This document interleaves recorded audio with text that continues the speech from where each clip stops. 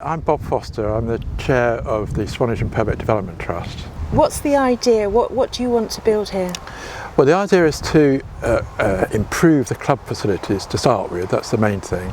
But we're also working with the football club to develop a sports and leisure centre, which Swanage has never had, and there's great need for it. And the first exhibition we had yesterday, it was very clear that there was great enthusiasm and a recognition of that need. So the idea is that it's multi-use. It's not just football. It's fitness suites, gymnasium, table tennis, badminton. It's a whole range of facilities. And we're also, the sports hall will be convertible to a conference hall and a concert hall. And what's your involvement here today? Well, I've been involved with the club for 5 or 6 years now, and I've been advising them through the trust on how to develop their land and get the best use out of the buildings. And as you can see, the buildings are fairly dilapidated. So that's how I've been involved. And then we've come to a stage now where we've got architects on board with the help of the town council. So it's the town council, the development trust, and the football club working together, which I think is a really great thing for Swanage. And is it important that actually provides an income to support it to become sustainable? Yes, as a charity we're not for profit, but our mantra is really that everything we do has to be sustainable. So if we find at any stage in this process of looking at the feasibility that we're not going to be able to cover our costs into the long term, then we have to re-look at it, and we're ready to do that. Maybe smaller scale, maybe bringing other uses in, but it's really important that it's here for the long term. So it wouldn't sort of fall back onto the taxpayer? No way, no. This is really about sports council, lottery funding. So it's based on needs of health, well-being, and children having that facility locally. And of course, but there's a huge influx of holidaymakers into Swanage every year, and when it rains, there's nowhere to go. So we end up with people leaving Swanage to go to pool and etc. and not staying around in Swanage. You can't go on the beach, so where do you go? So this would bring a new sort of attraction really into Swanage? Absolutely. Yeah, we describe it as a wet weather facility for holidaymakers, as well as principally for locals. My name is Mark Watson and I'm chairperson of Swanage Town Herston Football Club. And what's happening here today? We've got a presentation day where the architect's drawing and briefs are available for display for the public.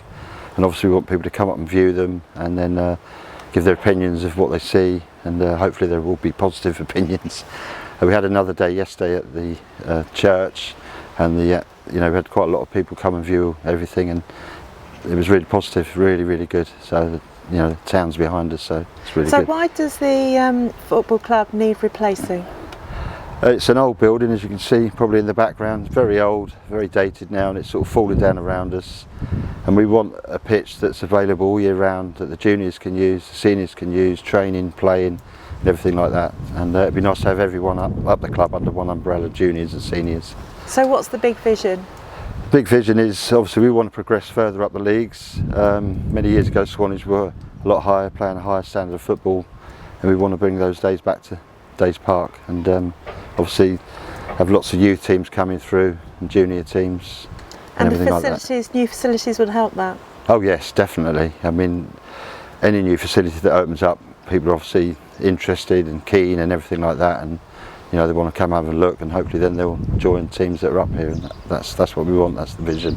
And what are the features of the architect's plans? What sort of elements are they going to be? Obviously we're going to go for a modern 3G pitch. As I said earlier, it can be used all year round. We can put different markings on it, so for different size, for junior pitches, senior pitches and everything like that.